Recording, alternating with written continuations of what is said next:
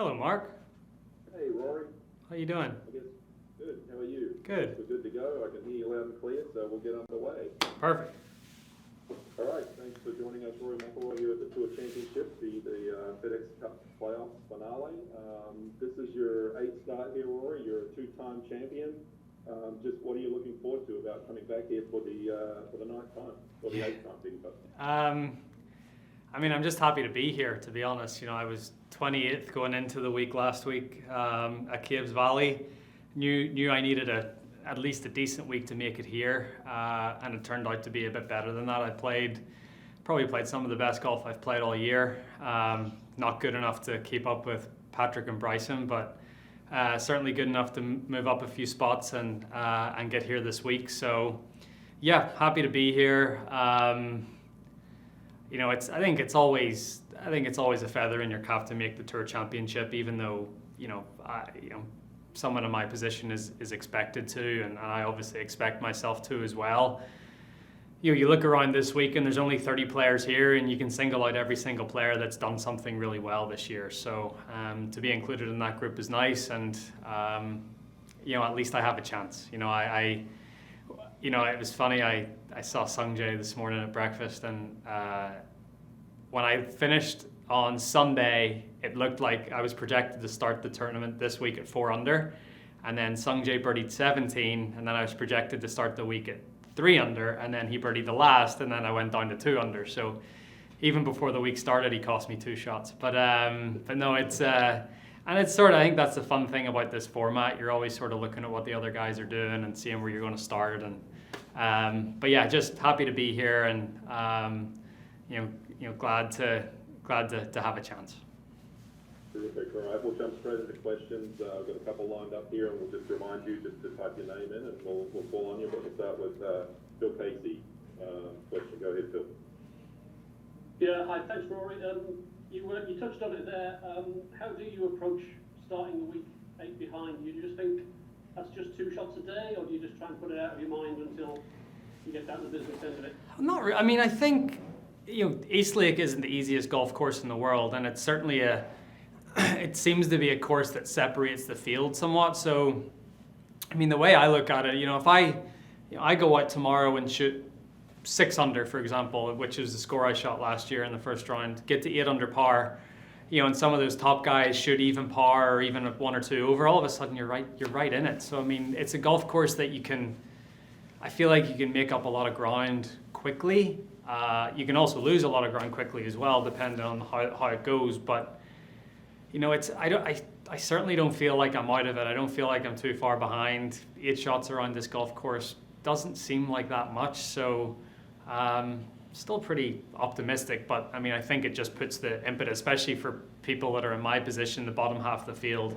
You just have to get off to a fast start. Thanks, Rory. Good luck this week. Cheers. Thank you. Okay. Next question, we'll go to Steve DeMiglia. We've got a few lined up, so just keep it to 1 at a time, please. Thanks. Go ahead, Steve. My question was already asked. Okay. Next in line, Rex Mogger. Go ahead, Rex. Okay, I'm going to try to ask Steve's question. Sorry about that. Hey, Rory, John has been kind of outspoken about the format for this week. He points out the fact that you come in having won 4 or 5 times in the major and end up finishing 30th on the points list. And I know you've addressed this before, but there is a clarity for the fans, but that's offset by John's point, which I think a lot of people agree with. Do you have a thought on that one way or the other?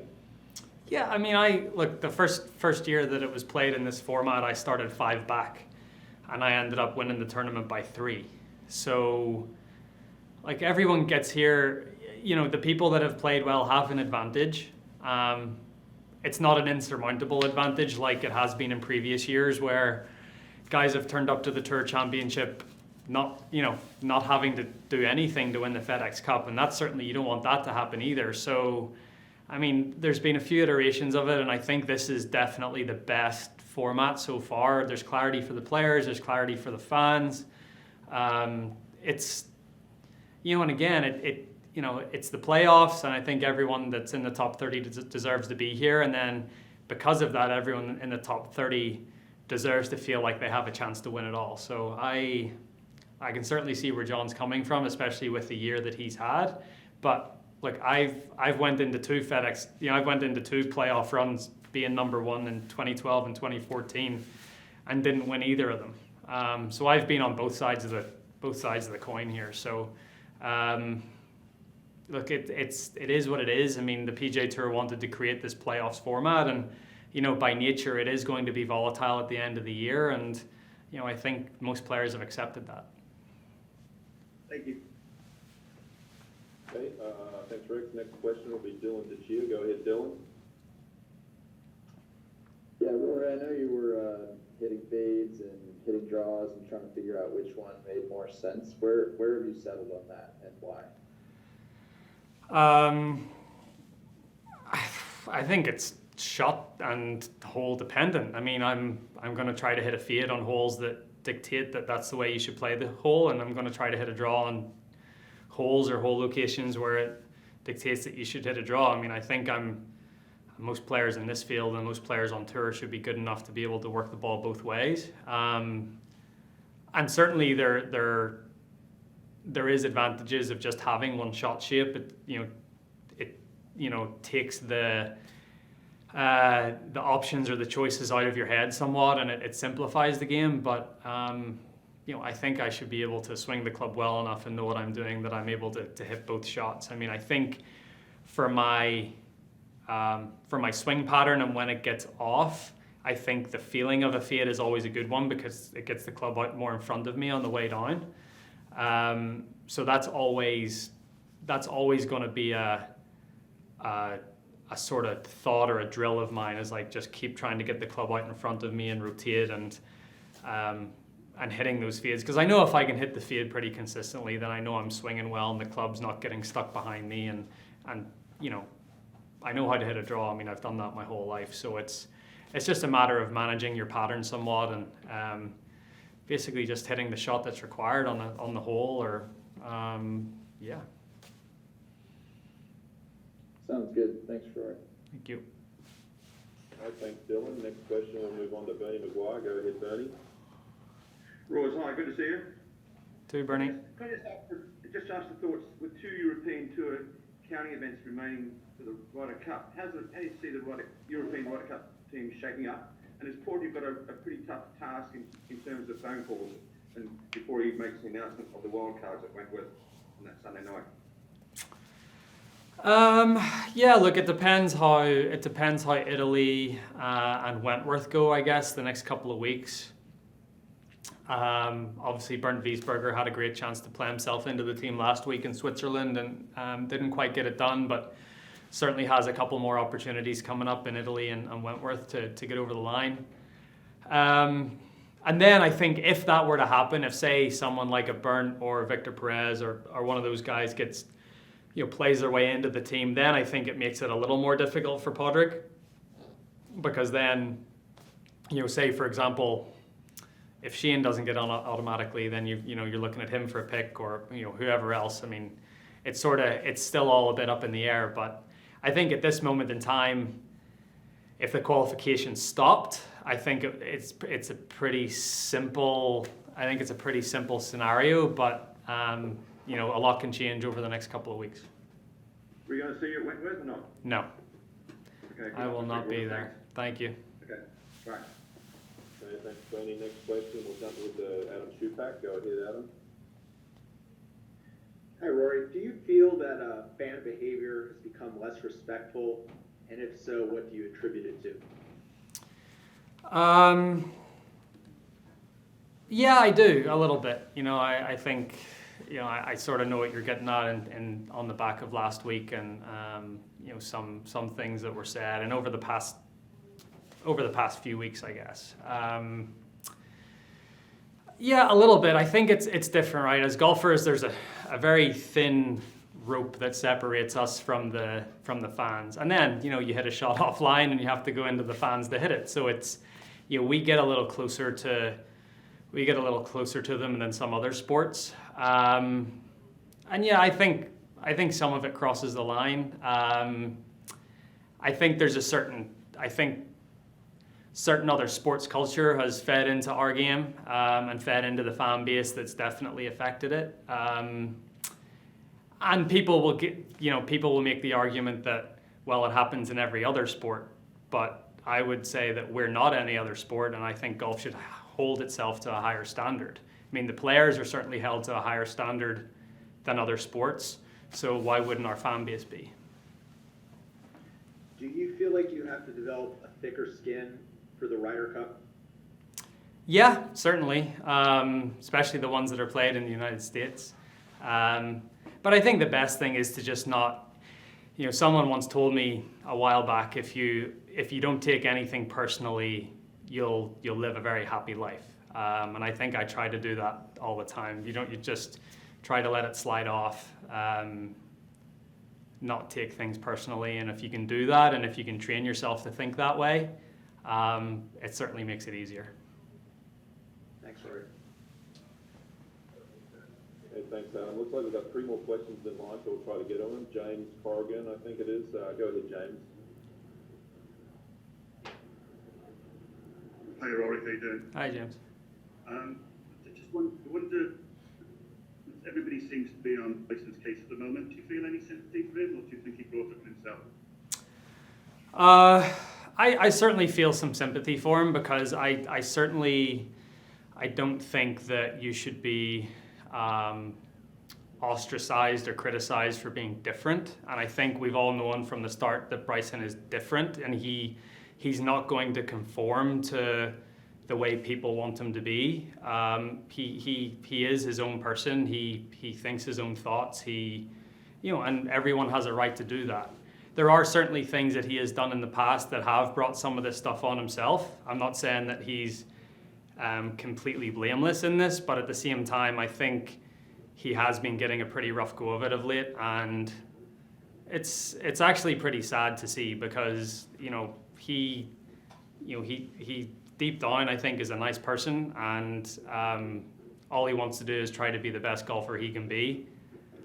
And it just seems like every week something else happens, and I'd say it's pretty tough to be Bryson DeChambeau right now. And I don't know if anyone else on tour has spoken up for him, but I definitely feel for him a little bit. And I agree. I don't think he's completely blameless in all of this, but at the same time, I think he's trying to become better, and he's trying to learn from his mistakes. And I think everyone should give him a chance to try to do that.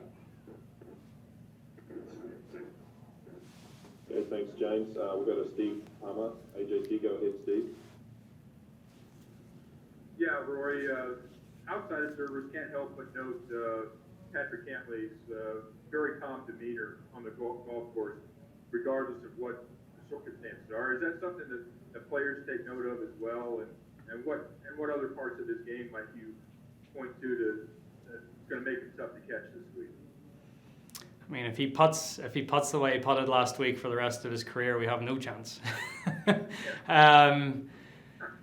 But yeah, Patrick he's a very, what you see on TV is what you get in person. I mean, he's a very smart guy as well. I think that's the thing.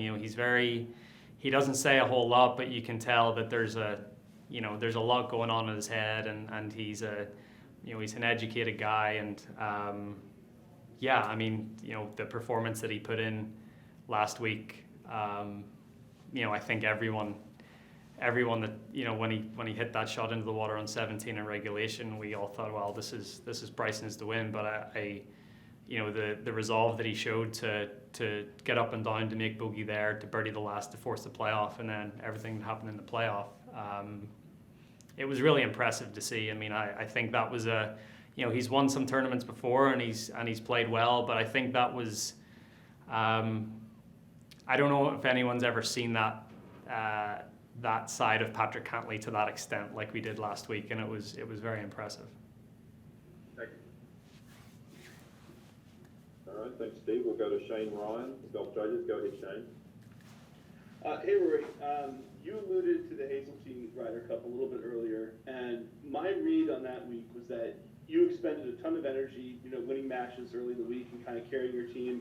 Obviously, you had that huge energy explosion on the 8th hole against Patrick on Sunday, and then I thought maybe you kind of lost, like you had reached a breaking point almost at that Yeah. point. So I wanted to ask you if that was true, first of all, and then playing off of that, what would you tell, let's say like a Ryder Cup rookie, or how would you advise them about the specific challenges of playing a Ryder Cup in the U.S. in this modern era where fans can be jerks, and it's just like a crazy amount of, energy that it takes from you?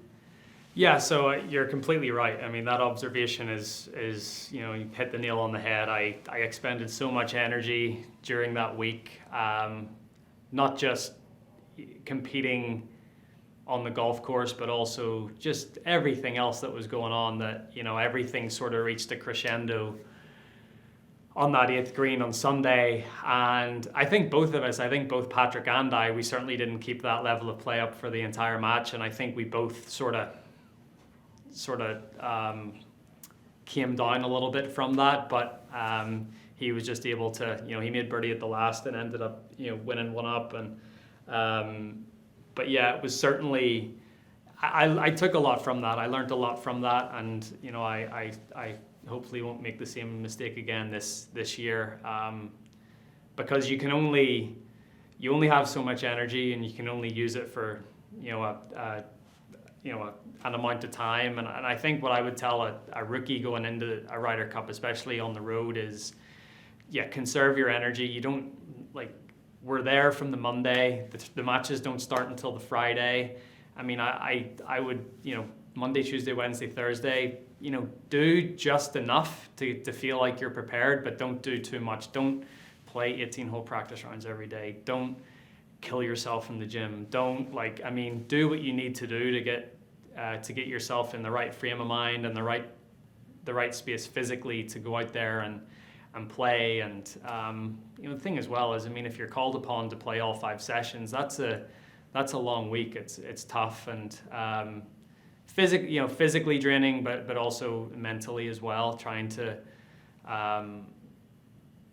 focus on the job at hand and not get distracted by the crowd or anything else. So it's a pretty tough task, I think, for a rookie coming into that environment. It's going to be the toughest week of their golfing life, and they have to be prepared for that. And all I would say is just conserve your energy and put it into the 3 days. And then just a really quick related one. You said earlier that if you don't take anything personal, you'll never be upset. How do you put that into practice when you're in the thick of it and the things people are saying to you are intensely personal? I think you just have to, you have to think about, okay, if I were to sit down and have a beer with this person, would they think the same thing? Would they say the same thing? And of course they wouldn't. You go, if someone says something to you and you go up and you confront them about it, they're not going to say the same thing as either, right? It's just a weird dynamic between fan and competitor, and they're doing it to try to help their own team. They're doing it because they're from the United States and they're trying. And I think I think I've tried to train myself to think about it and think on purpose rather than react. And I think the more you react to it, the more it gets at you. But the more you actually think about it and break it down, and it becomes less meaningful, and you can just sort of let it roll off. So, and I've tried to do a really good job of that over the last few years, of not react and just try to think about it a little bit more, and try to put it in a better perspective, I guess. Thanks, Rory. Thank you. Thanks, Shane. Rory, we just got one more question from Bob Harrigan, and then we'll wrap it up. Go ahead, Bob. Thanks, Mark. Hey, Rory. It sounds as if you're on board with what Jay told us yesterday about the fan behavior stuff. But just curious your thoughts on just enforcing that.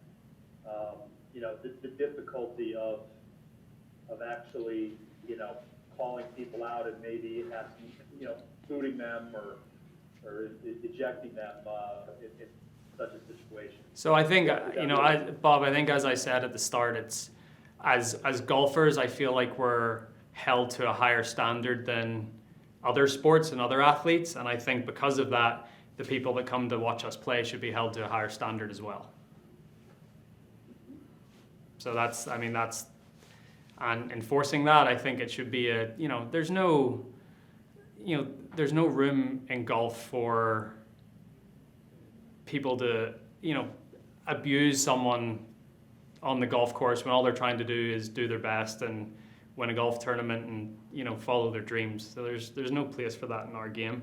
And that might sound a little stiff or snobby or whatever, but that's golf, and we have traditions, and we have, you look at like a first tee program, for example. What are they taught through golf? They're taught respect, sportsmanship, etiquette, how to treat others the right way, and that's everything that we try to do through golf. And that they are the values of our game, and